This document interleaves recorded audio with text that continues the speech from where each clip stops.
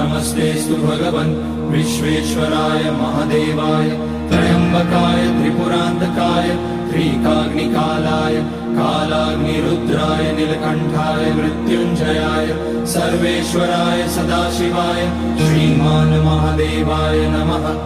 ॐ नमः शम्भवाय च मयोभवाय च नमः शङ्कराय च महेश्वराय च नमः शिवाय च शिवतराय च। ॐ त्र्यम्बकं यजामहे सुगन्धिं पुष्टिवर्धनम् उर्वारुकमिव बन्धनान् मृत्योर्मुक्ष्यमामृतात्। नागेन्द्रहाराय त्रिलोचनाय भस्माकराय महेश्वराय नित्याय शुद्धाय दिगम्बराय तस्मै नकाराय नमः शिवाय। मन्दाकिनी सलिलचन्दन चर्चिताय नन्दीश्वर प्रमथनाथ महेश्वराय